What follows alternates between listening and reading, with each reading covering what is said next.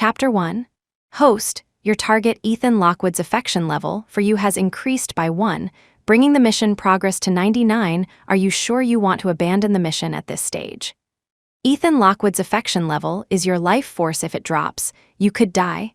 This was the 7th year of Zara Hale's mission to win over Ethan Lockwood. With just one final step, Zara could have achieved her heart's desire and married him. Married the man she had loved for 10 years. But without a shred of hesitation, Zara replied, "Yes, I'm abandoning it." Because Ethan had just told her he wanted to get married, but not to her. Iris is coming back. I plan to propose next month. Iris, she hopes you'll be the host for the ceremony. Don't you work at the TV station? Your hosting skills must be the best. Zara looked up in disbelief. One moment they were locked in a passionate kiss, and the next, Ethan dropped a bombshell. The pregnancy test report in Zara's pocket felt like a red-hot iron. "Ethan, what do you take me for?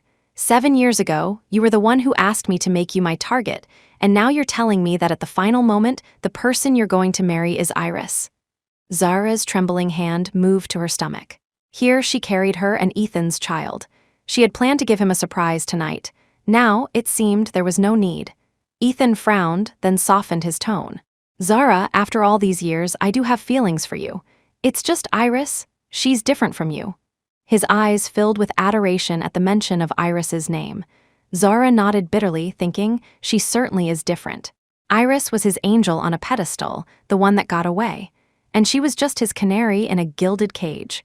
Wasn't she? "Iris knows we've been together all these years. What is she thinking, asking me to host? Were the 7 years of love and laughter all just a dream?" Ethan paused, his brow furrowed in displeasure. "Zara, why are you being so petty?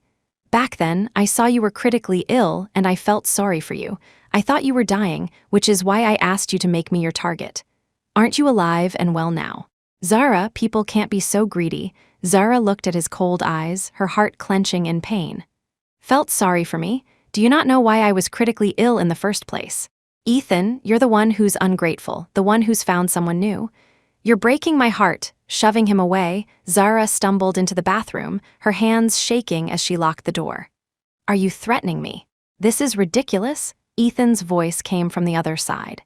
"It seems I've been too good to you these past few years, giving you ideas you shouldn't have. The one in my heart has always been eerie."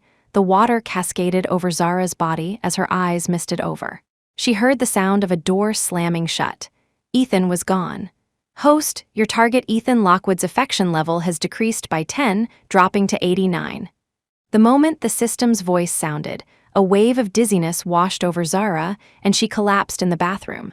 As a mission participant, Zara's life force was directly tied to Ethan's affection for her. Staring at her wretched reflection in the mirror, Zara gave a self-mocking smile. To complete the mission and be with him, she had been utterly docile for 7 years, never once defying him. But now, just one question about Iris, and his affection level had plummeted by 10. The agony tearing at her heart was worse than any physical pain. Suddenly, Zara felt like none of it mattered anymore. Chapter 2.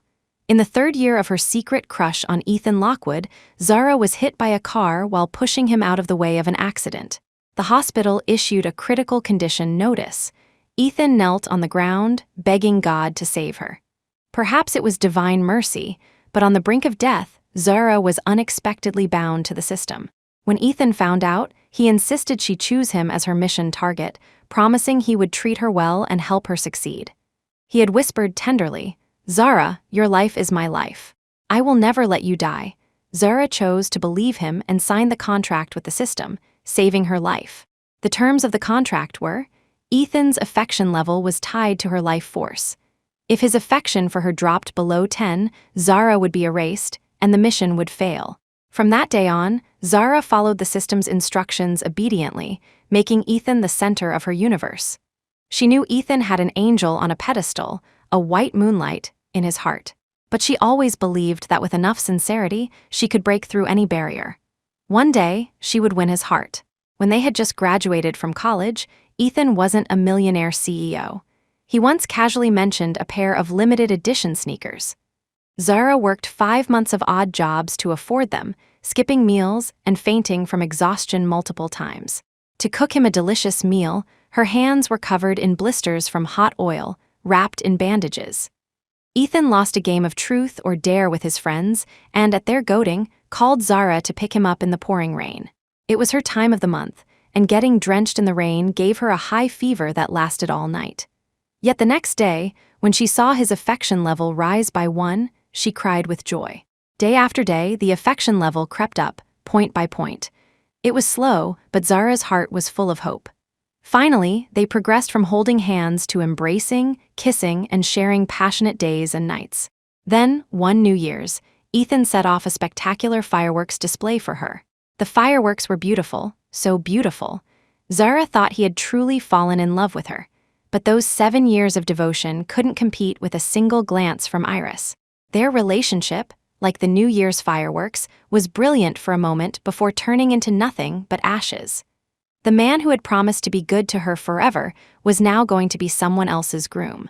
A dull ache emanated from her lower abdomen, and Zara bit her lip, forcing back her tears. She clutched her stomach. My baby, host, you must try to win back Ethan Lockwood's affection, otherwise you risk a miscarriage. As the system's mechanical voice sounded, a shrill ringing pierced her eardrums. Numbly, Zara answered the phone. Hello, Chapter 3. Zara, Iris might be coming back earlier than planned. You should pack your things and move out today. It was Ethan. She glanced at the pitch-black night outside, her voice trembling slightly. Today, it's so late. How am I supposed to move? Zara, why do you get so difficult whenever Iris is involved? Your target Ethan Lockwood's affection level has decreased by 1, dropping to 88. You know, eerie. She's pure as the driven snow, pristine. She can't stand to see anything messy. I don't want to make her unhappy.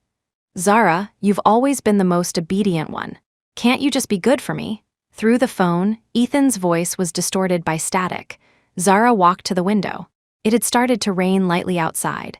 A few snowflakes danced in the early winter rain. It was so cold. Hello, say something, Zara, are you there? Your target Ethan Lockwood's affection level has decreased by 3. Her vision darkened, and the pain in her abdomen returned with a vengeance. With trembling lips, Zara spoke. Fine, I'll move out tonight, I wish you happiness. Ethan was stunned, not expecting her to say that. Good, for some reason, he felt that Zara was a little different. He softened his voice again. Zara, I was a bit harsh just now. I'll get a moving company for you. Be good. Congratulations, your target's affection level has increased by 1. Keep up the good work.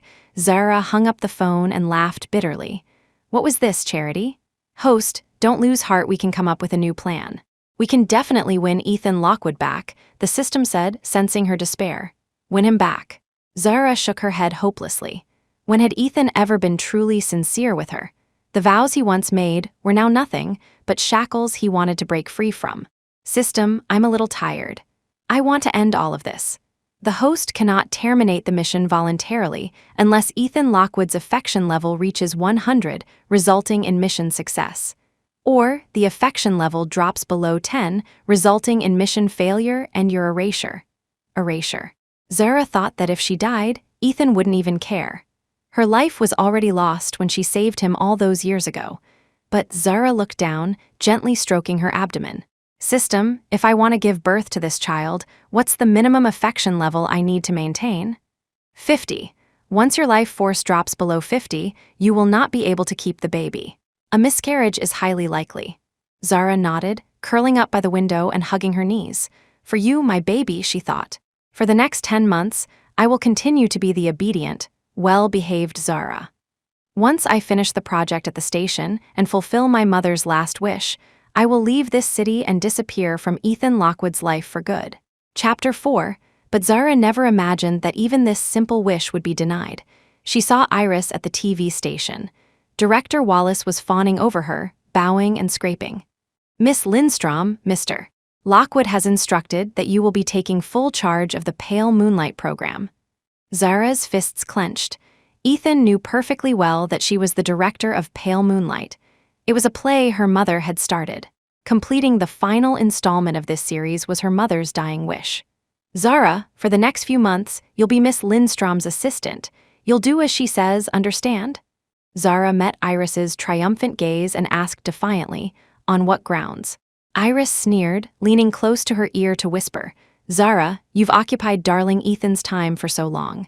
It's only fair I make you suffer a little, don't you think? How about this? As compensation, I'll just destroy your mother's masterpiece. Shaking with rage, Zara gritted out, Iris, you can dream on. To her surprise, Iris suddenly stepped back, feigning terror. Sister, if you don't want to, you don't have to wish death upon me. Eerie, Ethan strode up from behind, taking Iris's hand affectionately. Eerie, why are your hands so cold? What's wrong? Did someone bully you? He took off his coat and draped it over Iris's shoulders. The sight was a dagger to Zara's heart, a mix of anger and humiliation. People at the station exchanged uncertain glances, looking back and forth between Zara and Ethan. Weren't Mr. Lockwood and Z Hale together? It's been 7 years. Well, the angel on a pedestal is back. I thought Mr. Lockwood was going to marry Z Hale. Weren't they happy together? What do you know? Ever heard of the angel on a pedestal and the mosquito bloodstain? Z Hale is the mosquito bloodstain. The whispers from her colleagues were like knives stabbing into her chest. She ignored them, looking into Ethan's eyes with a glimmer of hope. Only Ethan knew how many sleepless nights she had poured into this show. Only Ethan knew what this show meant to her. But Ethan's gaze only rested on her for a second before he looked away. The light in Zara's eyes slowly died. Zara, Iris is a returning arts graduate. I have more confidence in her handling this program. Zara's eyes reddened, her voice choked with emotion as she retorted, Mr. Lockwood, Pale Moonlight is a folk culture stage play. Completing it is my late mother's final wish. Ethan frowned, a flicker of pity in his eyes as he looked at Zara. Just as he was hesitating, Iris clutched her chest and collapsed against him. It's all my fault, Ethan. I've only brought you trouble by coming back, boo-hoo. Ethan's expression changed instantly. Eerie, what's wrong? Eerie, don't scare me, tears streamed down Iris's face. I can't even handle a single play. I might as well have died abroad. Ethan, just let me die. Your target Ethan Lockwood's affection level has decreased by 5, dropping to 80. As Ethan glared at her accusingly, the system's mechanical voice exploded in Zara's mind. Chapter 5. In an instant, the pain in her heart felt like it was being torn to shreds. Zara's legs gave out, and she crumpled to the floor, her face deathly pale. Large beads of sweat rolled down her forehead. Ethan instinctively moved to help her up, but Iris's sobs stopped him in his tracks. Zara's face was completely drained of color, a worrying sight. Ethan frowned, his eyes fixed on Zara, unable to look away. Seeing this, Iris grew furious. Zara has always been so healthy, not like me. What could possibly be wrong with her? Hearing the words of the weak, sobbing woman in his arms, Ethan believed her. To stoop to such pathetic tricks just to get this show back, you truly disappoint me. Zara gave a bitter smile, using a nearby chair to haul herself to her feet. I can agree to anything else, but Pale Moonlight is my mother's dying wish. I will not allow anyone else to direct it. At her words, Iris cried even louder, looking as if she was about to faint. Sob, it's all my fault. I'm a wicked, terrible person. Ethan held Iris tightly, his heart aching for her. Eerie, don't you dare say that about yourself. You're the kindest girl in the world.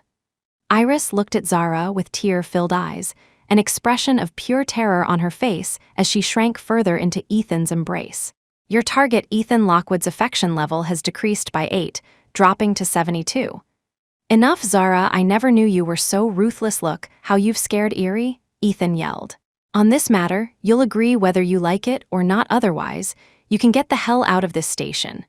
With that, he swept Iris into his arms and walked away without a second glance. Draped over his shoulder, Iris shot Zara a triumphant look, her feigned weakness completely gone. She silently mouthed 2 words to Zara, you deserve it. Cough, cough. The sudden drop in her life force brought a taste of blood to Zara's breath. She forced herself to walk out of the station.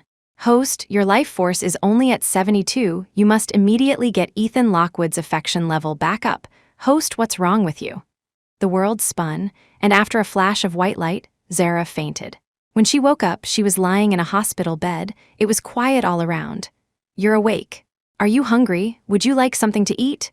Zara turned her head and saw a handsome man smiling at her. He held up a half-peeled apple. Want this? It's a bit cold, though. Should I get you some porridge instead? Zara shook her head, her throat dry. Excuse me, but who are you? My name is Julian Sterling. I'm a pilot. Julian put down the apple and tucked her blanket in. I was passing by the station when I saw you collapse. I couldn't just leave you there, could I? Chapter 6. A wave of warmth spread through her limbs, and Zara's brow finally relaxed. Thank you, Mr. Sterling. Let me transfer you the money for the medical bills. Julian wanted to refuse, but after a moment's thought, he agreed. Miss Hale, the doctor said you're very weak and need to rest properly. You shouldn't overexert yourself during this time, he said, then hesitated. Zara nodded, a little confused. How do you know my last name? Julian scratched his head, looking slightly embarrassed. I've seen you on the news, and besides, I'm a huge fan of the play Pale Moonlight. You and your mother, Miss Evelyn Hale, are both great artists. At the mention of her mother, a warmth filled Zara's eyes. Thank you, Mr. Sterling. But the thought of Pale Moonlight made her frown again, a wave of sadness washing over her. Her phone vibrated. The caller was Ethan Lockwood. Zara didn't want to answer, but she touched her stomach and sighed. Zara, it's work hours. Where did you go? Ethan's tone was accusatory. Before Zara could reply, he urged, Erie is having trouble with her work. Get back here and assist her immediately. As for what you did wrong before, I can let it go. I forgive you. Zara closed her eyes and took a deep breath. She wanted to ask Ethan what exactly she had done wrong and who needed his forgiveness. But thinking of Pale Moonlight and her mother's wish, she could only reply, All right, I'm on my way back. Julian stood by, his eyes downcast to hide the disappointment in them. In the conference room, Ethan was comforting Iris, but his gaze kept drifting to Zara's empty seat. Where is she? Why isn't she here yet? His assistant noticed and leaned in to whisper, Miss Hale went to the hospital. She should be back soon. The hospital? Ethan shot to his feet. Why didn't you tell me sooner? What's wrong with her? Iris gave Director Wallace a pointed look. Director Wallace quickly chimed in. Zara said she needed to get a checkup, but she looked perfectly fine when she left, not sick at all. Iris took a deep breath, her eyes welling up. Do you think Z Hale is faking an illness to play the victim and get Pale Moonlight back? Ethan grew angry. Nonsense, does she think I'll feel sorry for her just because of that? I think she overestimates herself. Just as he finished speaking, Zara pushed open the conference room door. Your target Ethan Lockwood's affection level has decreased by 2, dropping to 70. The system's mechanical voice sounded, but Zara no longer felt any pain from it. She offered no explanation, didn't even look at Ethan, and simply sat down in her seat with a detached air. Ethan had intended to reprimand her, but seeing her haggard face and cold expression, he couldn't bring himself to do it. He was used to seeing Zara smiling and cheerful. He had never seen her this cold. An unsettling feeling stirred in Ethan's heart. Chapter 7. As Iris spoke, Zara listened with a blank expression, until Iris proposed deleting the character Flora from the final act of Pale Moonlight. Flora was a character Zara had designed based on her mother as a tribute to her memory. Iris met her gaze with a proud, triumphant look. Miss Hale was the former director. Why don't you tell us? Isn't it a good idea to cut the character of Flora? Zara's fingers clenched as she looked at Ethan. Ethan's expression was also awkward. He knew that Flora was Zara's creation, a part of her soul. But faced with Iris's adoring gaze, he steeled himself and turned away from Zara. It's fine, he thought. Zara has always been obedient and understanding. She'll get over it. A shadow fell over Zara's eyes, and bitterness spread through her heart. She sat through the rest of the farcical meeting in a daze, then went to the restroom and splashed cold water on her face again and again, trying to hide the tears that wouldn't stop falling. Mom, what should I do? Mom, I miss you so much. Well, are you satisfied with the consequences of defying me? Zara turned to see Iris standing over her, arms crossed, looking down at her imperiously. Seeing Iris's smug expression, Zara found it laughable. She didn't want to engage and turned to leave. But Iris blocked her path. You were Ethan's lapdog for 7 years, and in the end, all it took was a flick of my finger to get him back. How does that feel? Zara said coldly. I don't want him anymore. He's all yours, Iris sneered. You're just like your divorced mother, both worthless pieces of trash nobody wants. Stop acting so high and mighty. At the mention of her mother, Zara's expression finally changed. She lifted her head, her eyes like chips of ice. Iris, when Ethan finds out who you really are, his expression will be priceless. Ha ha, that fool will be wrapped around my little finger. Iris stepped closer. But your good days are over with that. She produced a fruit knife from somewhere. Iris, what are you doing? Zara quickly backed away, but Iris slashed her own forearm. The cut was shallow, but blood gushed out immediately. Iris tossed the knife into a corner. The next second, she let out a piercing scream and fainted. Zara was frozen in terror. An instant later, a figure rushed in. Ethan sprinted over and immediately gathered Iris in his arms. "Eerie, you're bleeding, Eerie," he roared like a cornered lion. "Idiots, what are you all standing there for? Call an ambulance." The blood stained Iris's white dress. Ethan looked up, his eyes burning with hatred as he glared at Zara. Zara took a step forward, trying to explain, but she was met with a heavy slap across the face. "Slap, you bitch, how could you be so vicious? If I hadn't gotten here in time, were you going to kill her?" The force of the blow sent Zara sprawling to the ground, her head spinning and blood trickling from the corner of her mouth. "Warning, host, your target Ethan Lockwood's affection level has decreased by 20, dropping to 52. Warning, life force is at 52, host. At this rate, you might really lose the baby." Chapter 8. A loud ringing filled her ears. Zara could vaguely see Ethan yelling something at her. Her heart felt like it was being crushed. The intense pain made Zara gasp for breath, tears streaming down her face like broken pearls. Ethan was still furiously demanding to know why she had hurt Iris. In a weak voice, Zara explained, "I didn't." A warm gush of fluid flowed from between her legs. Using all her strength, Zara crawled a step closer to Ethan and grabbed his pant leg. "Help me, help our baby." Ethan just thought, there she goes again, playing the victim. In the moment before she lost consciousness, Zara saw Ethan carrying Iris in his arms and striding away. As always, Zara was the one left behind. What no one noticed was that Iris, in Ethan's arms, slowly opened her eyes. Seeing the splash of red between Zara's legs, a thoughtful look crossed her face. At the hospital, after learning that Iris was merely frightened and her wound was minor, Ethan finally relaxed. Looking at Iris, who was resting peacefully on the bed with a rosy complexion, he frowned. His mind was filled with the image of Zara's pale face as she clutched his pant leg. Was she really not feeling well? Zara had always been strong.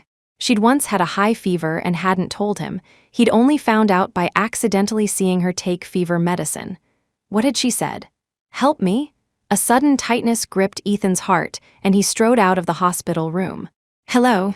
Assistant Shaw, are you still at the station? How is Zara?" "She fainted. Where is she? Didn't you take her to the hospital?" Ethan's voice rose unconsciously. "Who took her?" "Julian Sterling, the patriarch of the Sterling family." "Wasn't he in Bayside?"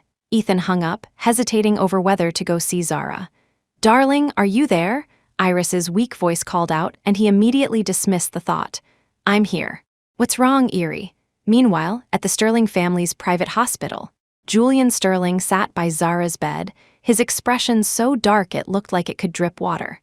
"Are you telling me that Miss Hale nearly miscarried, and you can't find the cause?" A line of doctors stood beside him, none daring to breathe too loudly. "Patriarch, Miss Hale's physical condition is very strange. We can't identify the illness, but she is extremely weak." "Useless. What do I keep you all for?" The woman on the bed's eyelashes fluttered. She seemed to be waking up.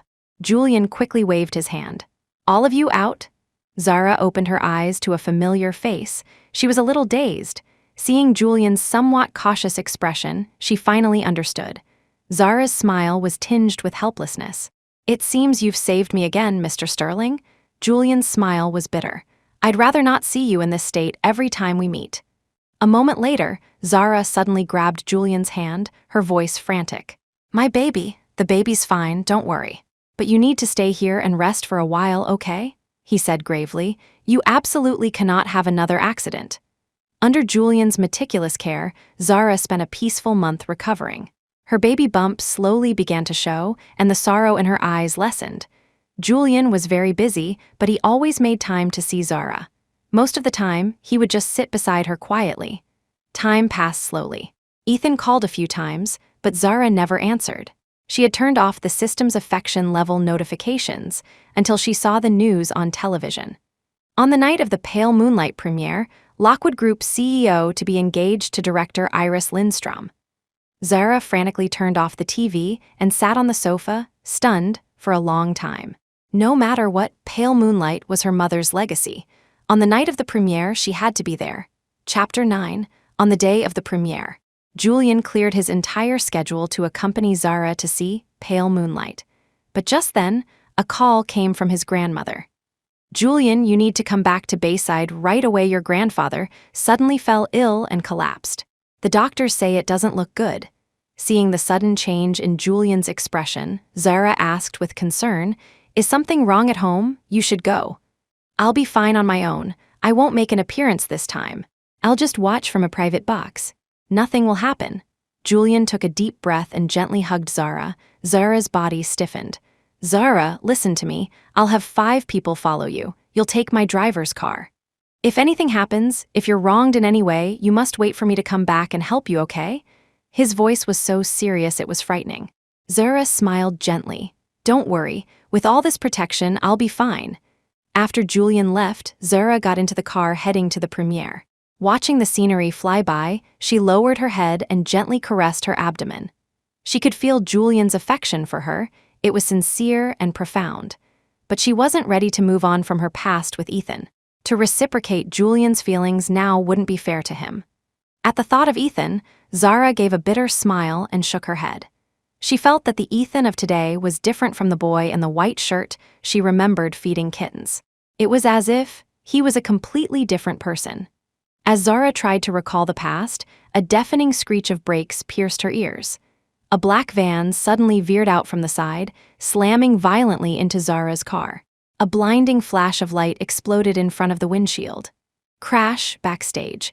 Iris wrapped her arms around Ethan's neck, cooing, "Darling, don't I look beautiful today?" Ethan wrapped an arm around her waist and kissed her lips. "My Princess Erie is the most beautiful." Iris blushed. "Oh, you," she turned and went into the dressing room. Ethan watched her go with an indulgent smile. Then he remembered the woman who wouldn't answer his calls, and he frowned. For some reason, he had a strange feeling in his heart, a sense of inexplicable panic. Assistant Shaw's phone rang. "Hello, what is it?" "Mr. Lockwood, we found the knife used to injure Miss Lindstrom. After fingerprint analysis, we found that Miss Hale's fingerprints are not on it." Ethan froze. "What?" Assistant Shaw seemed to have trouble saying the next part. "Mr. Lockwood, I also found out that Miss Lindstrom seems to have a child abroad." "A child? What child?" Ethan thought he must have misheard, and was about to ask Assistant Shaw to repeat himself when an emergency news broadcast on the TV interrupted him. "This is a breaking news report. A serious car accident has just occurred on the South River Bridge, resulting in 1 death and 1 injury. The face on the TV screen, covered in blood, was Zara's." Chapter 10. Clatter, the phone slipped from Ethan's hand, crashing to the floor with a harsh sound. He stood frozen for a few seconds, then lunged toward the television, murmuring, "Impossible." "That can't be Zara." With a trembling hand, he reached out to touch the blood-streaked face on the screen, desperately searching for any proof that it wasn't her. But despair slowly enveloped him, and Ethan was forced to admit the truth. It was Zara, the woman who had shared his bed for 7 years. The Zara in his memory was always smiling gently, her eyes sparkling as she looked at him, like a little deer. But now those eyes were tightly shut, her face deathly pale, with no sign of breath. Ethan's heart felt like it was being squeezed in a vice. He gasped for air, completely oblivious to Iris standing behind him.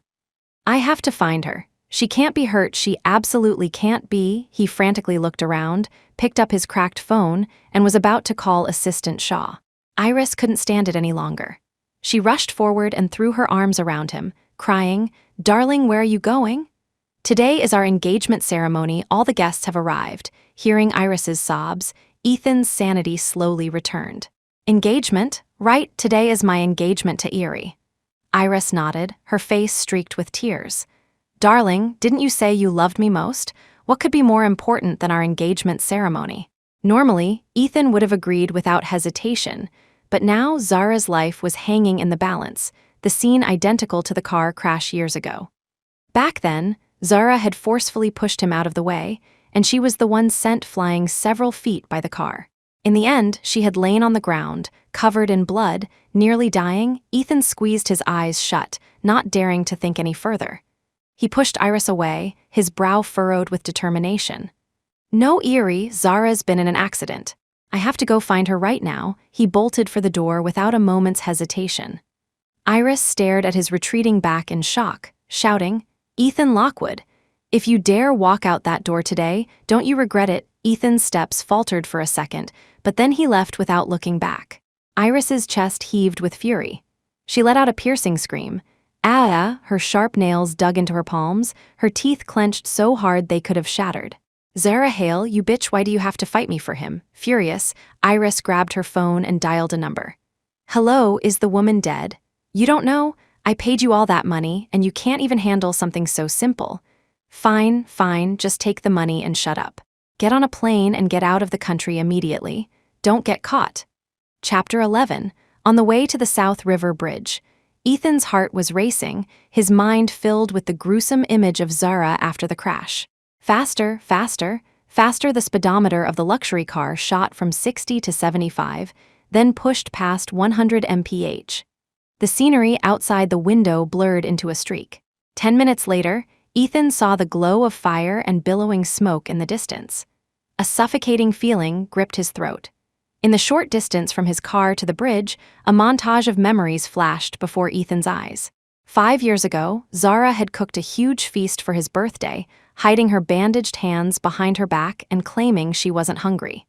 Ethan remembered the food was delicious, but as he got busier, he never had a meal like that again. Cough, a nearby car was engulfed in flames, and the thick smoke made him choke. The scene in his mind shifted again. Zara, wearing a simple birthday hat, made a wish on a single candle. "I wish for Ethan Lockwood to have peace, joy, and success in everything he does." He had asked her why she didn't make a wish for herself. She had just smiled and said, "You can't be too greedy. If my boyfriend is happy, then I'm happy." That year, his business had failed, and he hadn't even bought her a cake. Every birthday since, Zara's wish had always been about him. He now realized just how much he owed her, but he didn't know if he would ever have the chance to make it up to her. "Zara, you have to be okay. You have to be." Ethan ran, out of breath, to the scene, only to be stopped by a police cordon. "Sir, you can't go in there, sir. Get out of my way. I have to save her. I have to save her." "Who are you to the victim?" "Unauthorized personnel are not allowed inside the perimeter." Ethan froze, unsure how to answer. Yes, who was he to Zara? Boom! The burning car suddenly exploded a second time, sending a wave of scorching heat towards them. "Danger, get back!" As he was being pushed back by the officers, a thunderous roar filled the sky. A Bell 407 medium-sized helicopter was slowly descending. The cabin door opened, and a medical rescue team emerged, moving swiftly towards the crash site. Behind them was a tall, handsome man dressed in a sharp black suit. It was Julian Sterling. Ethan recognized him almost instantly, the legendary figure who had once taken Sterling City by storm. While Ethan was still building his business from scratch, Julian already commanded a vast commercial and political empire, a figure far beyond his reach. Later, the Sterling family had shifted their focus to Bayside, leaving behind only a legend in Sterling City. Julian strode forward, the anxiety on his face impossible to hide. Barred from entry, Ethan could only watch as Julian took hold of the stretcher and quickly carried it onto the helicopter. Through the crowd of medical staff and bodyguards, Ethan caught a glimpse of a familiar face on the stretcher. "Zara." Ethan managed to slip past the guards, but was immediately restrained by Julian's bodyguards before he could get close. Struggling, Ethan shouted, "Where are you taking her?" "Give Zara back to me, give her back." The helicopter slowly ascended, the wind from its rotors whipping around them. Julian stood at the door, shielding Zara's body with his own. He looked down calmly at the disheveled Ethan and corrected him, "She's mine." His voice was quiet, but Ethan heard it clearly. He jerked his head up, but all he saw was the closing cabin door and the fluttering corner of the man's coat. Ethan stood there for a long time, long after everyone else had dispersed. His phone buzzed incessantly with calls from Iris. He simply silenced it. For some reason, he felt as if he had lost something incredibly important. Chapter 12. On the helicopter, Zara was covered in blood, her breathing faint and almost imperceptible. The medical team was performing emergency procedures. An hour later, after they had managed to stop the bleeding and provide oxygen, the lead doctor finally breathed a sigh of relief. Patriarch Miss Hale's injuries are severe. I recommend we land in Bayside as soon as possible. We have the most advanced medical equipment there. Julian's face was as dark as a thundercloud. Investigate. I want to know everything about that black van. 2 hours earlier, Julian had just boarded his private jet to Bayside when he received news of a serious accident on the South River Bridge. South River Bridge, that was the route Zara had to take to get to the premiere. Turn back to Sterling City. Faster, Patriarch, your grandmother is waiting for you in Bayside. We can't delay any longer. A nerve throbbed in Julian's temple. He couldn't get through to Zara's phone. He stormed into the cockpit, grabbed the protesting pilot, and pulled him out. Move, I'm flying. Julian executed a sharp turn, heading back towards Sterling City. He had only one thought. If anything happened to Zara, he would lose his mind. He cut the 30-minute flight time in half. Seeing Zara's pale face, he was immensely grateful he had chosen to turn back. The medical team he had been bringing to Bayside was now proving invaluable. 1 week later, Bayside Sterling Group Medical Center. Julian paced back and forth outside the intensive care unit. Director Jennings, why isn't Zara awake yet? Miss Hale was severely injured.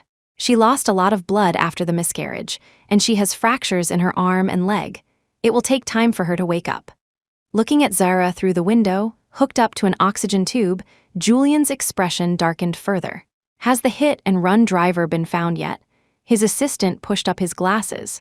We have a lead, just give me a little more time. The other party was very cautious. I suspect it was premeditated murder. Julian's eyes turned icy. 1 week, he has 1 more week to live. Yes, Patriarch. Zara found herself in a pitch-black void. She opened her mouth, but no sound came out. Where am I? She remembered she was on her way to the Pale Moonlight premiere. The car was on the South River Bridge, and then what happened? A sharp pain shot through her head, and fragmented images flickered in the darkness. A black van, appearing out of nowhere, crashing into them, the car spinning and rolling. She screamed in terror, but the sound was instantly swallowed by the deafening screech of metal. So, was she dead? Zara felt her body falling endlessly, her consciousness slowly fading. Meanwhile, in the ICU, the heart monitor began to beep erratically. Alert, alert, host's vital signs are failing. Julian burst into the room to see Zara's face frighteningly white. Zara, what's wrong? Just as her consciousness was about to fade completely, Zara heard a voice calling her name over and over. Zara, wake up, the voice was so familiar. It was Julian. Zara opened her eyes to a blinding white light. A sharp pain shot through her arm and leg. Zara, don't move, you're injured. As her vision focused, she saw Julian's bloodshot eyes and weary face. Julian, I thought you went back to Bayside. Zara's voice was hoarse. Julian helped her sip some warm water through a straw. My baby. Is it still here? Julian didn't answer. He put down the water and adjusted her IV line. His silence was the only answer she needed. Zara's eyes slowly filled with tears. The baby's gone, isn't it? Her eyelashes trembled, wet with tears. Julian felt his heart twist as if it were being seared in hot oil. Zara, don't cry. Please don't cry. It's all my fault. I didn't protect you. Please just don't cry. The devastating news seemed to drain all the strength from Zara. Her eyes were empty, her gaze unfocused. Chapter 13. The baby was gone. The only glimmer of hope she had in this world had been extinguished. She opened her mouth in a silent scream, her hands clutching the blankets as tears streamed down her face. In a daze, Zara remembered the black van. It had crashed into them head on. She grabbed Julian's hand, yanking out the IV needle in the process. Julian, that van hit us on purpose. Someone tried to kill me. Who was it? Elsewhere, Ethan drained the last half of the bottle. Crash, the bottle shattered on the floor, sending shards of glass everywhere. After watching Julian take Zara away, Ethan had been like a lost soul. He postponed the engagement party with Iris and used all his resources to find out where Zara was, but it was as if she had vanished into thin air. These days, whenever Ethan closed his eyes, he saw Zara's blood-stained face, crying and asking him why he had abandoned her. Every time he dreamt of Zara, his heart felt like it was being ripped apart. Click! The bathroom door opened. Iris emerged, her hair wet, her feet bare. She leaned against Ethan, her hands wrapping around his neck as she gazed at him with sultry eyes. Darling, you're drunk. Let me take care of you. Ethan looked at Iris's pure yet seductive face. Uncharacteristically, he didn't embrace her. Instead, he lifted her chin. "Eerie, you seem different from 10 years ago." 10 years ago, Iris had been the campus goddess, with countless admirers, Ethan among them. But in his heart, Iris had been special. With him, she was always gentle, affectionate, and charming. Even though they were never officially together, Ethan had cherished that feeling deep inside him. Iris was his unreachable moon, the white moonlight of his countless fantasies. But was the moonlight really so pure? Or was it just that from a distance, he couldn't see the moon's true face and had mistaken his own fantasies for its glow? Iris didn't seem to catch the undertone in his words. She blinked and kissed his cheek. "Do you like it?" Ethan paused, then smiled. "I do, I like my Eerie." Iris lowered her head, feigning shyness, and missed the fact that his smile didn't reach his eyes. "Eerie, I found the fruit knife." Iris's arm stiffened. As if he hadn't noticed, Ethan continued, "Don't you remember, the one Zara used to cut you?" Iris looked up, her eyes welling with tears. "How could I forget? Hale, she was so cruel." Ethan nodded without saying a word. The room fell into a terrifying silence. Iris started to panic. Had Ethan discovered something? Chapter 14, she swallowed. "But Zara was in a car accident. Darling, you shouldn't be angry with her anymore." "Oh, is that so? Just a few days ago, you were telling me you were having nightmares about Zara trying to hurt you. You said you couldn't sleep unless I taught her a lesson." Iris felt Ethan's gaze on her like sharp needles, making her skin crawl. "Yes, that's right, darling. You have to teach her a lesson for me." Ethan let out a soft laugh, pulling Iris's wrist to make her stand up from his lap. He walked to the floor-to-ceiling window, his voice heavy. "Eerie, Zara's fingerprints weren't on that knife." Iris froze. She was about to argue, but Ethan cut her off. "The knife underwent a forensic analysis. I also spoke to the doctor. The angle of your wound is strange. The only possibility is that it was self-inflicted." He turned around, his eyes colder than she had ever seen. "Why did you frame Zara?" Iris rushed forward and grabbed Ethan's sleeve, her voice pleading. "Darling, let me explain. I didn't mean to frame Hale. Back then, my family forced me to go abroad. For 10 years, I thought about you every day, just waiting for the day I could come back and see you." Iris's tears were genuine, and Ethan's cold expression softened into something more complicated. "But as soon as I got back, I heard you were with someone else, darling. 7 years you were with Zara. For 7 years, how could I not be scared? I was so scared I couldn't sleep at night, terrified that someone else would steal you away, darling. I didn't mean to frame her." Ethan frowned. Seeing Iris sobbing in his arms, his pity ultimately outweighed his anger. "Eerie, I never knew you had feelings for me for so long." Ethan put his arms around her shoulders, gently stroking her hair. "Don't cry. It's okay, Eerie. I was wrong. It's all my fault." Late that night, after Ethan had lulled Iris to sleep, he put on a robe and went to the living room. He didn't turn on the lights, using only the flame of his lighter to ignite a cigarette. "Hello, Assistant Shaw. Any progress on Iris's past abroad?" "Good, keep digging." He exhaled a cloud of smoke, obscuring his face. Bayside, Zara, wearing an eye mask, was wheeled into another room by Julian. "What's the surprise?" "You're being so mysterious," Zara said, a little anxious in the unfamiliar environment, her hand clutching Julian's fingers tightly. "It's okay, Zara, we're here." Julian gently removed her eye mask. Zara blinked, adjusting to the bright light. In the center of the room was a large gift box. She looked back at Julian questioningly. He smiled and nodded. "Wanna open it?" Chapter 15. Zara maneuvered her wheelchair over and untied the colorful ribbon on the box. Inside was a white schnauzer puppy. Oh, Zara's eyes lit up, and she cautiously reached out her hand. The puppy saw her and started wagging its tail happily. Its small, beady eyes looked at her with curiosity, and it nudged its nose against her hand affectionately. Feeling the soft fur, Zara's heart melted. "Oh my goodness, you're so sweet." Julian watched Zara's smiling eyes, and the tension he had been holding finally eased. After the miscarriage, Zara had been withdrawn and melancholic, often staring into space, interested in nothing. It pained Julian to see her like that. "Julian, thank you, I love him," Zara said, her voice filled with undisguised joy. Julian knelt down and petted the puppy's head. "I'm glad you like him. The little guy doesn't have a name yet. Any ideas?" Zara thought for a moment, then said softly, "How about we call him Pax?" Pax, a good name. Pax whimpered a few times in Zara's arms, then buried his head in her lap and fell asleep. 3 days later, when Zara woke up, she found Pax was gone. Pax, where are you? She called out a few times, but there was no response. Usually, Pax would come running when he heard her voice, but not this time. Zara started to feel anxious.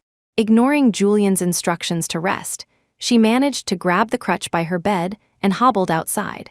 Zara's leg was almost healed but still in recovery, and walking sent sharp pains through it. After searching several rooms without finding Pax, small beads of sweat had formed on her forehead. Just as she was about to ask Julian for help, she faintly heard voices ahead, mentioning words like Miss Hale and car accident. Zara's heart skipped a beat. She bit her lip and slowly made her way forward. The voices grew louder. It was Julian's assistant giving him a report. Patriarch, our men caught the guy on an international flight. He was slippery as an eel, moved around several different places. Julian grunted in acknowledgement, his tone unreadable. Did he talk? Not at first, but he couldn't hold out. He said a Miss Lynn hired him, but he didn't know her full name. However, I checked his accounts. The payment came from an encrypted overseas account registered to an Iris Lindstrom. Gather the evidence. Keep this quiet for now, Julian said, his voice flat but laced with a chilling cold. Iris Lindstrom. When Zara heard the name, she felt as if her blood had turned to ice. She had suspected it was Iris, but having her suspicions confirmed made her feel nauseous. Zara's hand, clutching the crutch, began to tremble. A wave of anger and the terror of her near-death experience washed over her. Iris wanted her dead. She hadn't died, but her baby had paid the price. Zara gave a bitter laugh, thinking, Ethan, from the moment you chose to believe Iris instead of me, I stopped expecting anything from you. I never intended to use our child to win you back, because I knew your heart was never mine. But why couldn't you two just leave me, leave my baby, alone? Once, I pushed you away from a speeding car, and you swore you would never let me down. But now, I've lost my child and been gravely injured in a premeditated car crash. And the culprit is your fiancé. Chapter 16. Zara thought she would never see Ethan Lockwood again, until she received a text from him. Zara, I'm outside the Sterling estate. I need to see you. Startled, Zara threw her phone on the bed. She stood there in a daze for a long time. Why was Ethan here? Pax nudged her leg, whining softly, as if sensing her unease. Zara bent down, picked Pax up and walked to the window.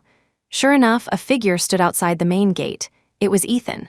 Julian wasn't here. The security guards at the gate couldn't get him to leave, so they had to come and ask for Zara's instructions. Ma'am, the man outside insists on seeing you. He asked me to show you this. The guard held out a dark, patterned box and opened it. Zara looked down. As she saw what was inside, her expression flickered. She took a deep breath. Help me outside. Some things needed to be settled once and for all. Ethan had been waiting outside for over an hour. The autumn wind was chilly, and he shivered a few times. He heard a noise from the gate and quickly looked up. Zara was being pushed in a wheelchair by a bodyguard, surrounded by the people Julian had assigned to her, never leaving her side. She wore a cashmere coat, a blanket draped over her delicate legs, her beautiful face nestled in a scarf. Ethan was mesmerized. Zara's complexion was rosy, her eyes filled with a comfortable warmth that made her breathtakingly beautiful. He had never seen this Zara before. In his memory, Zara always dressed simply, her face never so vibrant, but she would always call him E-Man in that gentle voice. Now, seeing the coldness in her eyes, Ethan felt a sharp pain in his heart.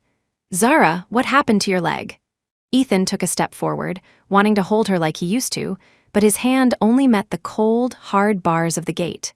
He banged on the towering gate anxiously. Zara, open the gate. Let me come in and see you, please. Zara didn't even blink, her voice flat. If you have something to say it from out there. I'm listening. Zara, I was so worried about you. The day of the accident, I was scared to death. Are you doing okay now? Zara shook her head in resignation. If I said I wasn't, what would you do, Mr. Lockwood? Take me back to Sterling City? Make Iris give me back my role as director of Pale Moonlight? In a moment of passion, Ethan was about to agree, but in the end, he just opened his mouth and said nothing. Zara let out a soft laugh, as if she had expected his reaction. Zara, Ethan gripped the bars of the gate. I've postponed my engagement to Iris. As soon as the words left his mouth, Ethan himself was surprised. But the woman behind the gate just nodded indifferently, then turned her wheelchair to leave.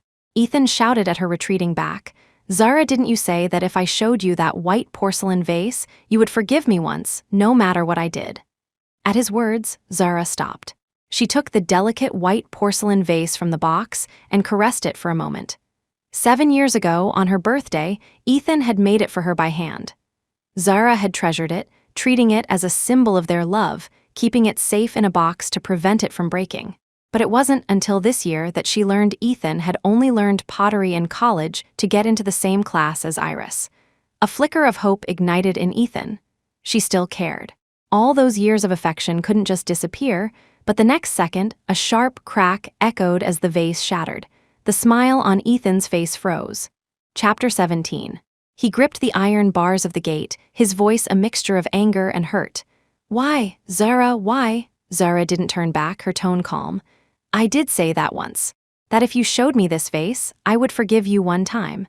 But I've already forgiven you countless times." Zara adjusted her coat, shielding herself from the cold wind. "This vase should have been broken a long time ago. What I mean is, I don't want to have anything to do with you ever again." Zara was wheeled away by the bodyguard, not even sparing Ethan a single glance. A moment later, a maid from the estate swept the shattered pieces into a dustpan and threw them into the trash, shutting the gate on Ethan as well. But Ethan knelt down and began picking through the trash, pulling out the broken shards and wiping the dirt off them with his hands. Hiss, a sharp piece cut his hand, drawing blood. He knelt there for a long time before he remembered that when he had given Zara the vase, he had genuinely wanted to be with her. So why had things between them ended up like this? That night, Zara had a long dream. She was back in college. Her schedule was packed, and she had to work part-time after class, often returning to her dorm very late. But on her way back, she would always hear the melodious sound of a harmonica. The tune was soothing and full of hope, and it would wash away the fatigue of her day. She had seen the back of the boy playing the harmonica from a distance, a tall boy in a white shirt. But as she got busier, she spent less and less time on campus and never saw him again. Zara opened her eyes. The lights were on in the outer room. She got out of bed and walked out of the bedroom. Julian was sitting on the sofa, trimming Pax's nails. He seemed to have just returned, still wearing his suit. "Julian, you're back? I thought you were going to be gone for another few days." Seeing Zara, Julian's expression softened. "Zara, did I wake you?" "No, I just had a dream." Julian patted Pax's head, set him down, and walked towards Zara. He came very close, almost enveloping her in an embrace. It was then that Zara smelled the faint scent of alcohol on him. "Why did you rush back after drinking?" Zara looked up, meeting his eyes. Julian's gaze was deep, lingering on her face. "I missed you." Meanwhile, after rushing back to Sterling City, Ethan was endlessly questioned by Iris. He had no energy or desire to deal with her, and just gave a few perfunctory replies.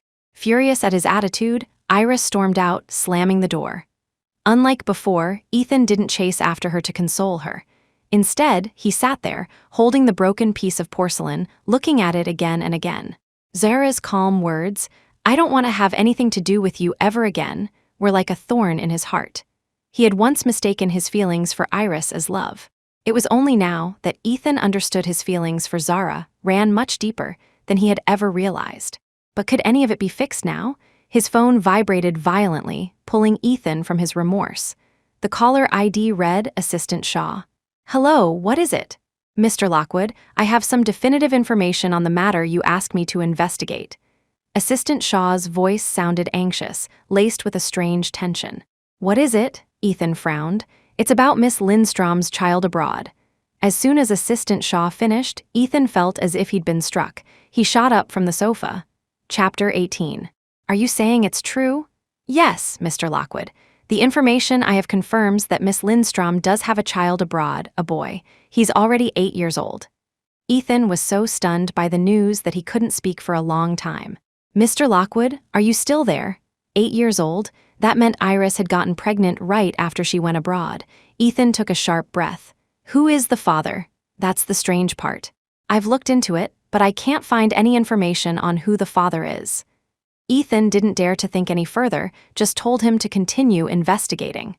After he hung up, a voice message from Iris came through, her voice sultry. "Darling, I'm drunk. Can you come pick me up?" It was followed by the address of a high-end bar. Ethan felt utterly betrayed by Iris. He gritted his teeth and replied with a few words. "Okay. Wait for me." In the dim, intimate lighting of a private bar room. Iris's cheeks were flushed, and she collapsed weakly into Ethan's arms. "Darling, are you still mad at me?"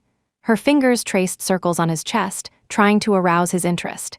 Ethan didn't embrace her as he usually would. Instead, he watched her, a sneer playing on his lips. "Iris, do you like children?" Iris's fingers paused, but she continued nonchalantly. "Of course. I want to have a smart, sweet child with you, darling." Ethan suddenly grabbed her wrist and threw her onto the sofa. "Still lying to me? You have an 8-year-old child from your time abroad, and you still have the nerve to tell me I'm the one you love."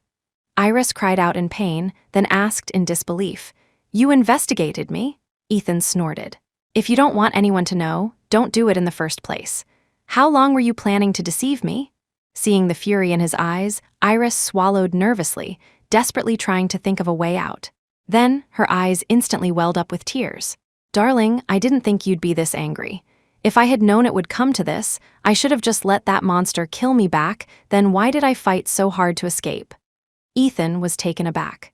He saw Iris suddenly get up from the sofa and rush towards the window.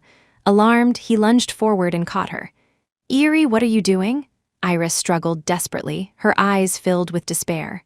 "Darling, it's all my fault. I shouldn't have dreamed of your love. I should have died a long time ago." Ethan held her arms tightly. "What happened? Tell me." Iris was a sobbing mess, collapsing into his arms. "You don't know anything." Ethan had never seen her cry like this. He instinctively wiped away her tears. Don't cry, you're breaking my heart." Between sobs, Iris explained, 10 years ago, my family forced me to go abroad. At first, I thought it was for my studies, but when I got there, I found out I was just a tool. They wanted me to marry a man 20 years older than me in exchange for business connections." She was crying so hard she could barely breathe. "That man beat me, forced me, made me do things I didn't want to. When I disobeyed, he would lock me up without food or water. He took my passport and my cards. My family didn't care at all. And he forced me to have his child." Ethan was stunned by this flood of information, not even noticing the inconsistencies in her story. Chapter 19. Iris lifted her pant leg, revealing scars on her calf. "These are from when he whipped me. If he hadn't been arrested and jailed for his crimes, I probably would have never escaped." Looking at the faint, crisscrossing scars, Ethan's heart ached. He reached out to wipe away her tears. "Why didn't you tell me sooner?" Iris lowered her head, her voice choked. "Because I'm not worthy of you. I'm so tainted. I should have just died abroad." Her words only made his heart ache more.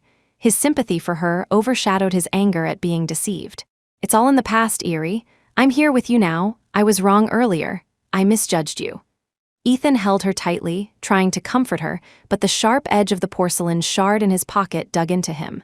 He thought of Zara again, the woman who had said her farewells so calmly, as if she never needed his concern or sympathy.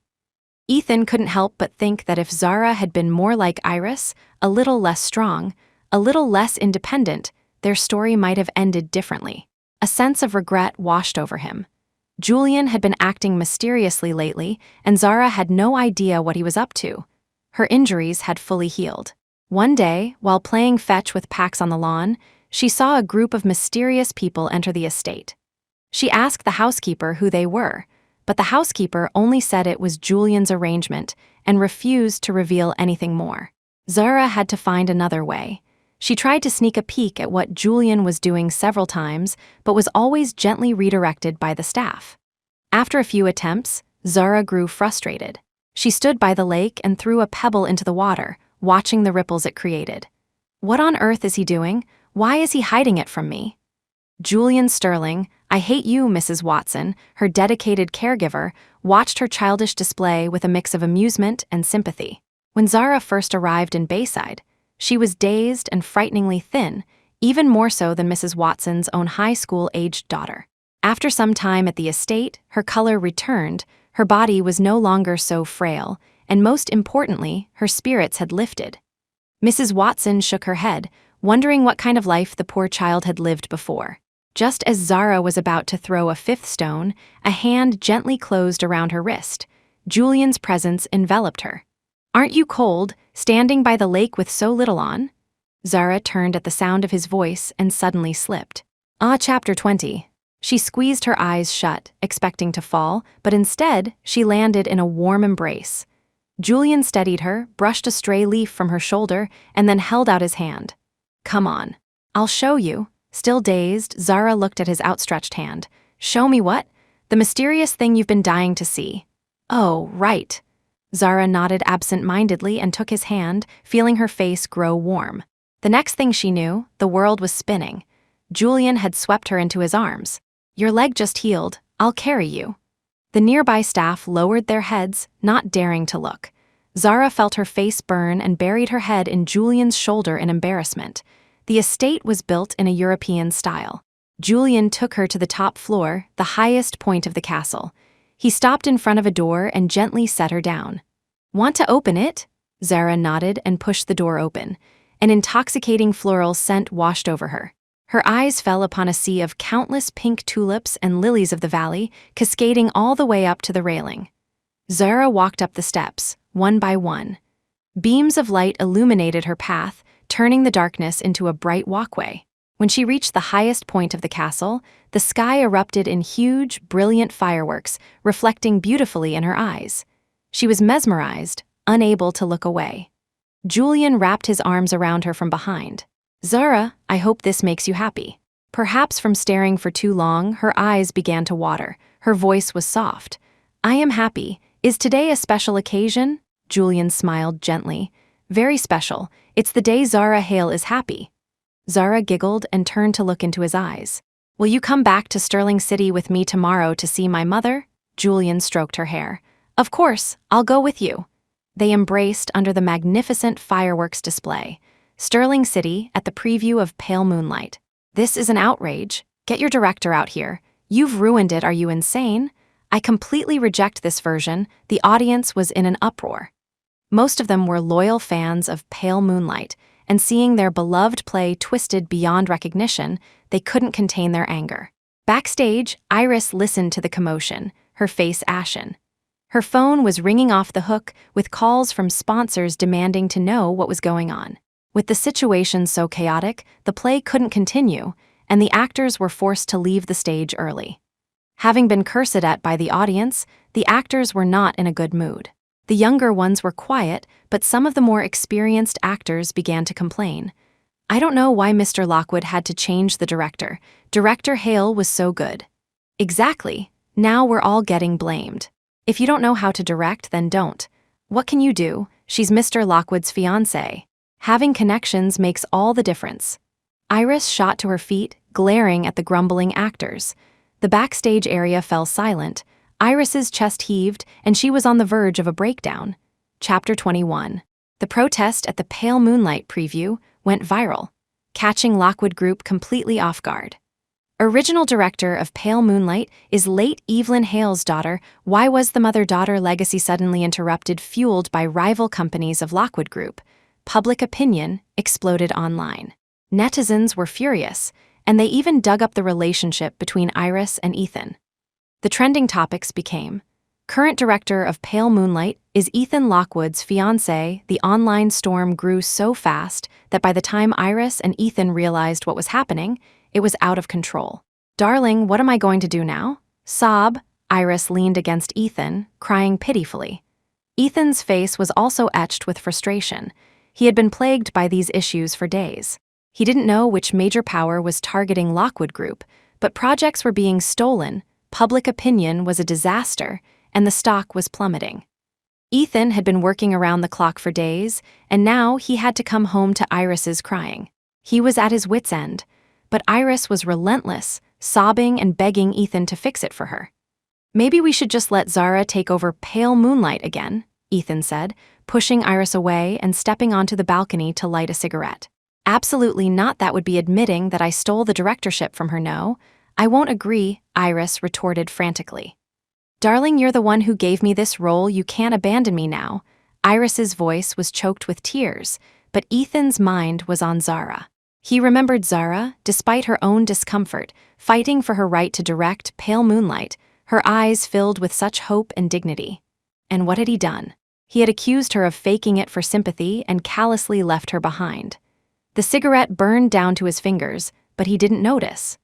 Iris was still crying, and while he should have been trying to solve her problems, his thoughts were consumed by Zara. 3 days later, a different narrative began to emerge amidst the online criticism of Iris. A group of netizens suddenly started defending her, claiming she had taken over a mess left by Zara. They alleged that Zara and her mother, Evelyn, had a strained relationship, and that Zara had been neglecting Pale Moonlight, even deliberately trying to ruin her mother's masterpiece. They even produced supposed chat logs of arguments between Zara and Evelyn. In these logs, Zara was portrayed as cold, demanding, and verbally abusive towards her mother. The online discourse devolved into chaos.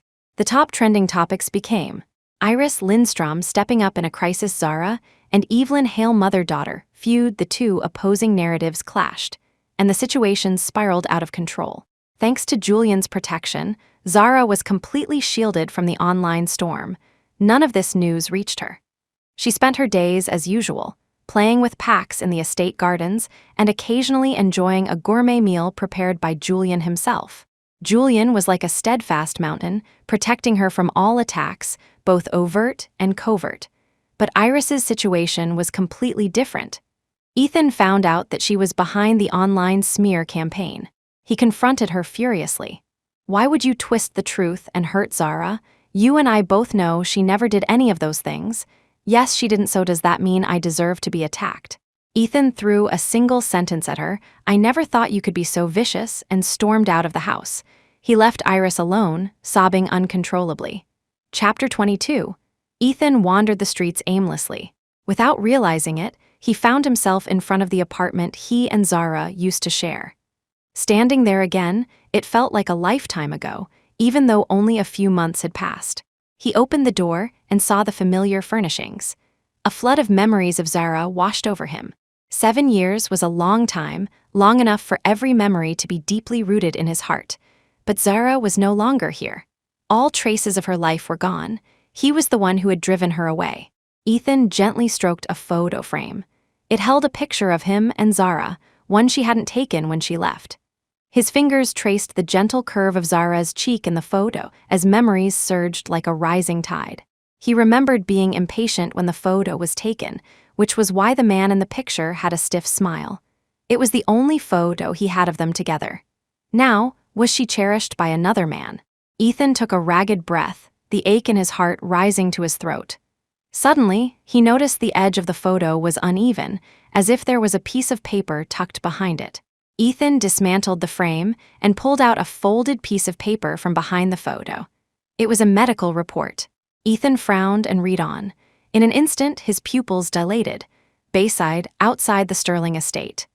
"Zara, open the door, Zara. I'm begging you," Ethan pounded on the gate, clutching the 3-month-old pregnancy report in his hand. "Zara, why didn't you tell me?" Ethan was ecstatic and horrified at the same time. He was going to be a father. Zara was carrying his child. He had to bring her back, apologize properly, and make up for all the ways he had wronged her. The security guards, following their employer's instructions, tried to move Ethan away. Ethan struggled. "What are you doing? Zara is pregnant with my child. I'm here to take her home," inside the house. Zara was leaning against Julian, painting, while listening to the security guard's report. "Madam, the man outside says..." "Says what?" "He says you're pregnant with his child. And also," Zara's hand paused, dabbing some paint from her palette. "And also what?" "He says he's here to take you home." The guard's voice grew quieter, not daring to look at Julian's face. Zara put down her brush and looked at Julian. The man's expression hadn't changed. He was still engrossed in his book. Sensing her gaze, Julian looked up. "Do you want to go see?" Zara stood up. "I told you, I want to see the look on his face when he sees Iris for who she really is." A sudden gust of wind blew outside, stripping the trees of half their leaves. Julian took Zara's hand. "It's going to rain, I'll go with you." Ethan's face lit up when he saw Zara. "Zara, you're here." Zara stopped at the gate, with no one behind her. She saw the pregnancy report in his hand and nodded. "So you know?" Ethan desperately wanted to get closer to her, but was blocked by the gate. Zara, why didn't you tell me? This is huge. Do you know how happy I was when I found out? I rushed here from Sterling City as soon as I knew. The baby is gone, Zara said, cutting him off. Ethan froze, then managed a strained smile. What did you say? Chapter 23. Zara repeated herself. The baby is gone. Do you understand now? The color drained from Ethan's face. He couldn't smile anymore. Zara, you're still angry with me, aren't you? That's why you're lying to hurt me. I lost it in the car crash. Zara's eyes were steady, but her fingers, hidden in her sleeves, trembled slightly. Ethan felt as if he had been struck by lightning. He mumbled, the car crash. He remembered Zara, covered in blood that day. He opened his mouth, took a few steps back. Impossible, you must be lying. A mocking look crossed Zara's face. Possible or not, you should be the one who knows best, shouldn't you? An affection level dropping to 50, a black van crashing into me, Iris is truly something else. Ethan was thunderstruck. What? Zara pulled a stack of papers from her sleeve and threw them on the ground. See for yourself. With trembling hands, Ethan picked them up. It was the driver's confession, along with details of his transactions with Iris. After reading it, Ethan's lips trembled, unable to form words. Why? How could this be? Zara's voice quivered slightly. Iris has always wanted me dead. Didn't you know? After all, the orders her man received were, do whatever it takes, kill Zara Hale. Impossible, impossible, Iris would never do something like that. Ethan was in shock, unable to believe it, but his rational mind told him that what Zara said was likely the truth. He closed his eyes in despair. A torrent of pain and regret threatened to swallow him whole. He had once believed Iris was pure, kind, and innocent, but reality had slapped him hard across the face. Only now did Ethan understand that the person he had wronged the most was Zara. He had almost gotten her killed. Rumble, a clap of thunder echoed in the sky as dark clouds gathered, blocking out the sun. Ethan remembered 10 years ago when Zara had saved his life in that car crash. She had been severely injured and in a coma. It had been a dark, stormy day just like this one. He had knelt outside the hospital begging God to save her. He would have done anything to bring her back. And when Zara had woken up, he had cried with joy, swearing he would protect her for the rest of his life. But in the end, he was the one who had almost killed her. The thought of their unborn child made the pain even more unbearable. He could have had a happy life with Zara, a warm family. Now, it was all ruined. He had destroyed it with his own hands. Ethan clutched his chest, tears of regret blurring his vision, making it impossible to see Zara's expression. With a thud, Ethan fell to his knees, his shoulders shaking as he lowered his head. Zara, I know I'm a bastard. I deserve to die, but please, can you just give me one more chance? Look back at me, please. Zara looked at the broken man before her and took a deep breath. Love can make the proudest person bend, can make them humble. But she had already decided to move forward and never look back. Ethan, I once hoped you would look back at me, that you would see my hope and my pain. Zara's lips curled into a sarcastic smile, but you never did. Every single time you chose Iris. Drip, drop. Large raindrops fell on Ethan's face, cold as ice. Julian stepped up from behind Zara, holding a large umbrella over her. Not a single strand of her hair got wet. The scene was a dagger to Ethan's heart. Yes, every time he had chosen to abandon Zara. What right did he have to hope for her forgiveness? It was in that moment that Ethan finally realized he had lost Zara for good. Chapter 24. Congratulations, host. Your target Ethan Lockwood's affection level has risen to 100. Mission complete. The system will now unbind. All rewards have been sent to your inventory. We wish you a happy life. Hearing the system's voice, Zara's eyelashes fluttered. She glanced at Ethan outside the gate. He was kneeling on the ground, drenched by the merciless rain that had bent his once straight back. He looked utterly defeated, like a stray dog. Zara ignored his pleas and turned to Julian with a smile. Let's go. Julian's eyes softened as he wrapped an arm around her waist and they walked back into the estate. What would you like to eat? I haven't finished my painting yet. Ethan remained kneeling, letting the rain wash over him again and again. He knelt for a long, long time until his knees were numb, until his vision turned red. When Iris saw Ethan, she was horrified. The man before her had vacant eyes, a deathly pale face, and his clothes were a wrinkled, dirty mess. Darling, what happened to you? Iris had never seen him so disheveled. Hearing her voice, Ethan's focus returned. His gaze fell on her, and his eyes slowly filled with a fierce hatred. Iris instinctively took a few steps back, swallowing hard. "What's wrong with?" Ethan lunged at her, his grip like iron on her arm. His voice was hoarse. "You arranged that car crash. You wanted to kill Zara." Iris felt as if her arm was about to be crushed. "I didn't. How could I?" "Let go of me. You're still lying, Iris. You tried to kill her. That's a human life. How could you be so cruel?" Ethan roared, veins bulging on his forehead. He threw her to the ground. "You venomous woman, do you have any idea you killed Zara's and my child?" The fall was painful, but seeing the man's complete change in attitude, Iris laughed mockingly. "You care about her that much?" Ethan shouted. "Yes, so what if I do?" "A child? Of course I knew. I wanted her dead." "Who told her to get pregnant with your child?"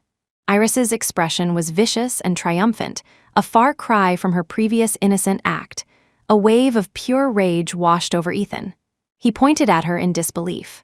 You weren't like this before." Iris just picked herself up from the floor. "That's because it was all an act. You were just too stupid. You believed whatever I told you." Slap, a sharp slap landed on Iris's face. Ethan's eyes were bloodshot with rage, his lips trembling. "You bitch," Iris clutched her cheek and sneered. "What, you regret it now? Want to go running back to Zara? Too bad, she'll never forgive you." Ethan grabbed her shoulders. "Iris, search your heart, was I not good to you? Why would you do this?" Iris stared into his eyes. "Of course you were good to me. That's why I had to keep you on a tight leash, to make sure no one else could take you from me. You're insane, you're insane. Is this how you control me? With lies and murder." Iris wrenched herself free from his grasp, her voice dripping with scorn. "It's too late for regrets now. Or do you think I was the only one who hurt Zara?" Her finger jabbed at his chest, each word a separate blow. "It was you too." With that, she turned and left, leaving Ethan alone to be consumed by endless regret. Chapter 25. With the Sterling family involved, the online rumors about Zara and Evelyn's strained relationship vanished almost instantly. Instead, a series of scandals about Iris emerged. Her poor attitude at work, her laziness, her verbal abuse of actors and colleagues. Lockwood Group was mired in a public relations crisis, which eventually morphed into accusations that the company was maliciously slandering a deceased artist and disrespecting her legacy. Strangely, Lockwood Group, which should have issued a statement, remained silent, as if admitting to everything. But the media wouldn't let such a prime opportunity go. Ethan was swarmed by reporters outside the Lockwood Group headquarters. "Mr. Lockwood, was it your decision to give the directorship, originally held by Zara Hale, to your fiancée, Iris Lindstrom?" "Mr. Lockwood, what is the reason for your strong animosity towards the late Miss Evelyn Hale?" Assistant Shaw blocked the reporters. "Excuse me, this is Mr. Lockwood's private matter. Please respect his privacy." "Mr. Lockwood, just give us a comment." "Mr. Lockwood, everyone is waiting for a response." Mr. Lockwood, seeing his silence, the reporters grew more aggressive. Assistant Shaw and the bodyguards could barely hold them back. "Please make way, Mr. Lockwood is not taking interviews at this time." Just then, a female reporter who had been quiet until now suddenly asked, "Mr. Lockwood, we understand you were with Miss Zara Hale for 7 years. Why did you end up engaged to Miss Lindstrom? Did something happen?" Ethan's steps faltered. "My engagement to Iris Lindstrom is cancelled." A wave of shock went through the crowd. 2 hours earlier, Assistant Shaw opened the door to the CEO's office and found Ethan working on a piece of pottery. "Mr. Lockwood, I have some new information about Miss Lindstrom." Ethan didn't even look up. "Go on. You asked me to look into her private life abroad. The reason it took so long is that she was using another identity there, a woman named Cindy." Assistant Shaw's expression was complicated. "You probably don't know this, but Cindy was a very famous masked dancer in the LA underground scene. Her personal life was extremely chaotic. She was known to frequent bars and bands, and it wasn't unusual for her to date several men at once." Ethan's hand tightened, deforming the soft clay. "Also, what Miss Lindstrom told you about being forced to marry a foreign businessman was a lie. She did marry a foreigner under the name Cindy, but she was the other woman in that relationship. It turned out the man was an alcoholic and extremely lazy. Iris only came back to this country to escape him." Ethan laughed, a bitter, angry sound. A sharp pain throbbed in his forehead. He should have realized something was wrong. The stories about thinking of him all those years, about loving only him, they were all lies fabricated by Iris. And the most laughable part was that he had actually believed her. Where is Iris? Miss Lindstrom's whereabouts are unknown. I'll continue searching. Don't bother. Notify the board and my family. The engagement is off. Chapter 26. Zara saw the interview on the news. The Ethan on the screen looked much more haggard than when he had come to Bayside. He seemed to have aged several years. He had deep, dark circles under his eyes, and he hadn't shaved. On screen, a reporter was pressing him for the reason for canceling the engagement. Ethan looked at the camera, a flicker of sadness in his eyes. There's no reason. If I had to give one, it would be that I lost the person I truly loved. Mr. Lockwood, are you saying Miss Lindstrom was not your true love? Then, could you tell us why you chose to get engaged to Miss Lindstrom in the first place? And why you gave her the directorship of Pale Moonlight? Was it just a whim? Ethan was silent for a moment. The reporter thought he was going to refuse to answer, but then he spoke. I couldn't see my own heart clearly, so I missed a lot. I'd like to take this opportunity to apologize to the audience of Pale Moonlight and to the people who were hurt by this matter. He looked directly into the camera, his eyes filled with complex emotions. I am deeply sorry that my personal feelings tarnished the pale moonlight that everyone was looking forward to. Please give me a chance to make amends, to return the directorship of Pale Moonlight to the person who truly deserves it. Zara exhaled, staring at the offer letter from the TV station on her phone, lost in thought. Dear Miss Zara Hale, we sincerely invite you to return to the station and resume your role as the lead director for Pale Moonlight. We solemnly promise you will have the highest authority on this project. Please join us in dedicating ourselves to true art and passion, so we may live up to the legacy and have no regrets. The entire staff of the TV station awaits your reply. Zara looked down, silent for a long time, then smiled, a sense of release washing over her. She had known the preview would be a disaster. Even if Julian had tried to shield her from it, she never thought it would go smoothly. But seeing her mother's hard work desecrated still pained her, keeping her up at night. But it wasn't too late. She would give it her all to make the final performance of Pale Moonlight a perfect curtain call. When Julian learned that Zara was returning to Sterling City to take over the project, he was too worried to let her go alone. So, he cleared his schedule and went with her. The formidable head of the Sterling family was now acting as Zara's personal assistant, never leaving her side. The senior staff at the station recognized Julian. Some had even interviewed the legendary figure back in the day. Seeing him with Zara, their jaws dropped. Chapter 27, Am I Seeing Things? Old Zai, pinch me, am I dreaming? My God, what is a powerhouse like him doing at our station? Are you blind? Can't you see he hasn't left Z Hale's side for a second? It's obvious what their relationship is. But wasn't Z Hale with Mr. Lockwood before? This is some major gossip. That's it, I'm going home and writing a novel. I'll call it Two CEOs Are Crazy for Me, and the main character will be based on Z Hale. Quiet, quiet Mr.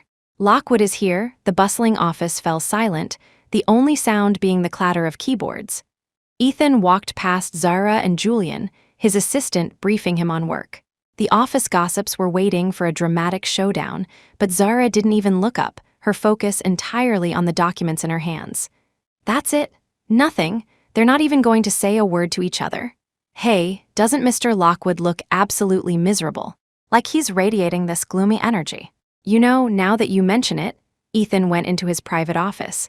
All of you can leave. I'll handle this myself. Yes, Mr. Lockwood. As soon as the door closed, Ethan's calm facade crumbled.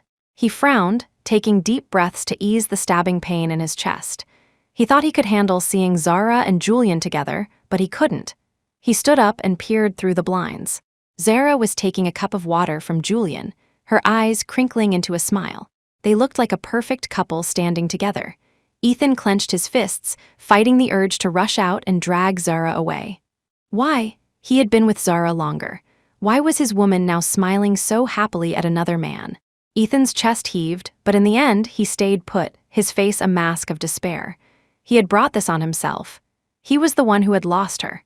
That night, as Zara slept soundly in Julian's arms, Ethan lay awake, staring at the cold, empty space beside him.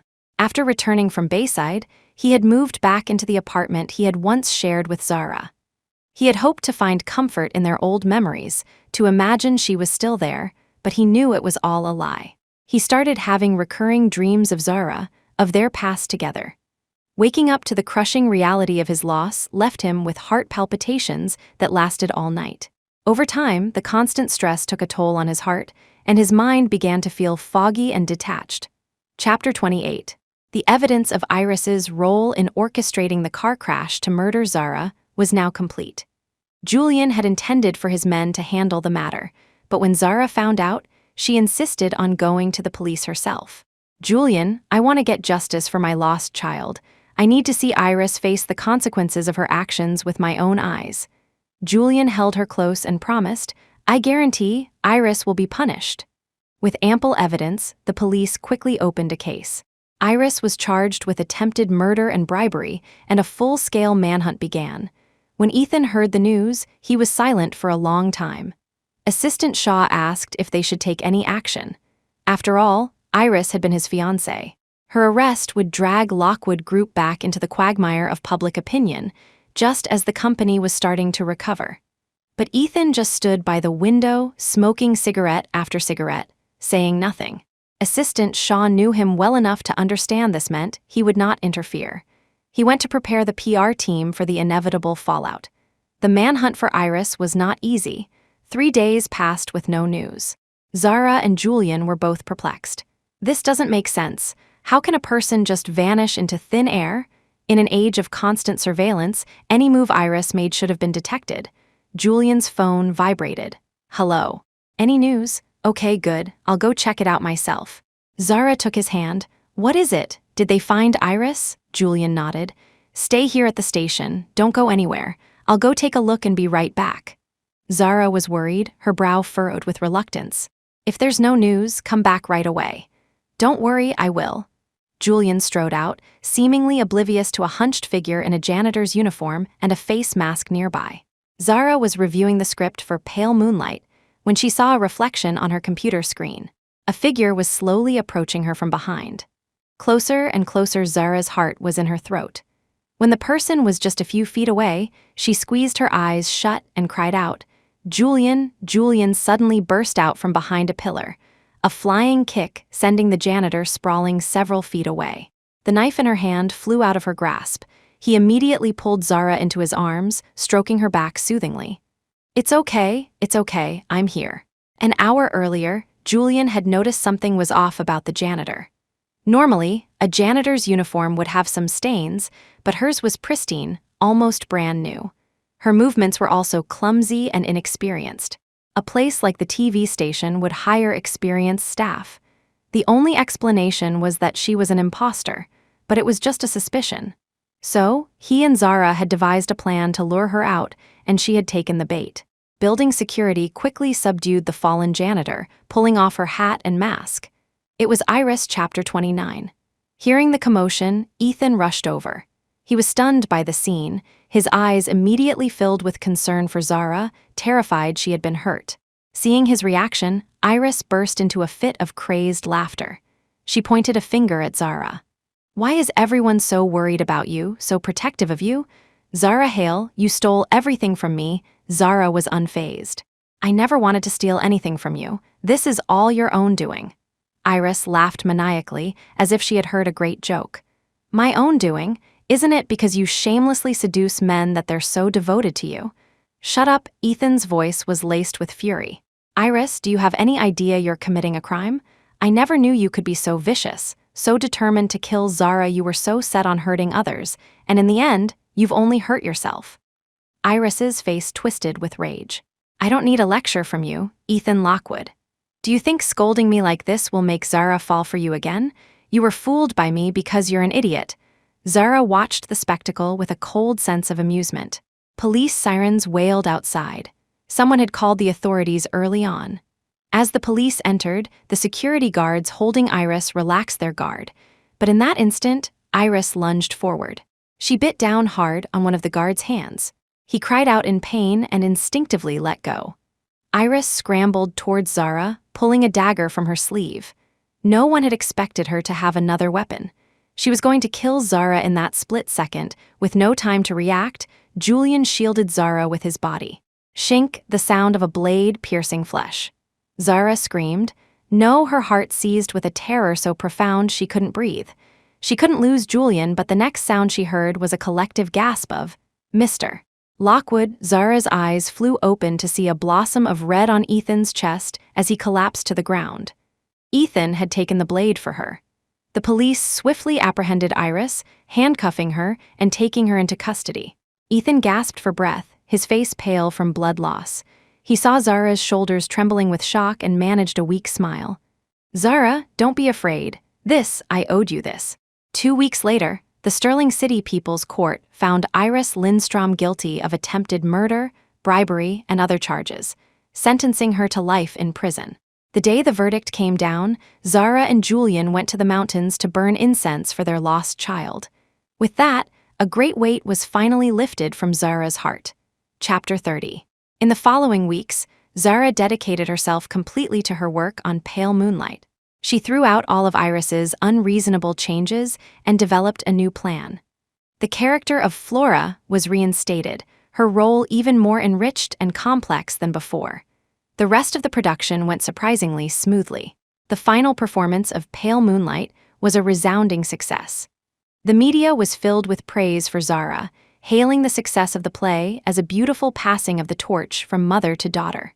But after the performance, the crowd of reporters waiting for interviews couldn't find Zara anywhere. Brilliant fireworks lit up the Sterling City sky, illuminating the city as if it were day. The fireworks spelled out a message: "Congratulations on the success of Pale Moonlight." But Julian and Zara were already thousands of miles away, back in Bayside. The estate was a sea of thousands of vibrant roses of every color, a romantic paradise. This was Julian's tribute to Zara, a celebration just for her. In the midst of the sea of flowers, Julian bent down and kissed Zara's forehead, then her eyes, her nose, and finally her lips.